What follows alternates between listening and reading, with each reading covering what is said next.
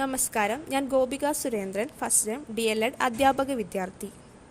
ഇന്ന് December 14 national energy conservation day. എല്ലാ വർഷവും ഡിസംബർ 14 ദേശീയ ഊർജ്ജ സംരക്ഷണ ദിനമായി ആചരിക്കുന്നു.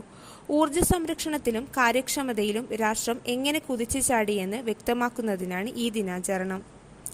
വർത്തമാന തലമുറയ്ക്കും ഭാവി തലമുറയ്ക്കും ഊർജ്ജ സംരക്ഷണത്തിൻ്റെ പ്രാധാന്യത്തെക്കുറിച്ച് അവബോധം വളർത്തുന്നതിന് ഈ ദിനത്തോടനുബന്ധിച്ച് വിവിധ തരത്തിലുള്ള പരിപാടികൾ സംഘടിപ്പിക്കാറുണ്ട്. ഊർജ്ജ കാര്യക്ഷമത വർദ്ധിപ്പിക്കുന്നതിന് യുക്തിസഹമായി ഊർജ്ജം ഉപയോഗിക്കേണ്ടത് ആവശ്യമാണ്. ഭാവി തലമുറയ്ക്കായി ഊർജ്ജം സംരക്ഷിക്കപ്പെടുന്നുവെന്ന് ഉറപ്പാക്കാൻ അത് കാര്യക്ഷമമായി ഉപയോഗിക്കേണ്ടതുണ്ട്. 1991 മുതലാണ് ഈ ദിനം ദേശീയ ഊർജ്ജ സംരക്ഷണ സന്ദേശത്തിനായി മാറ്റിവെക്കാൻ തുടങ്ങിയത്. നന്ദി.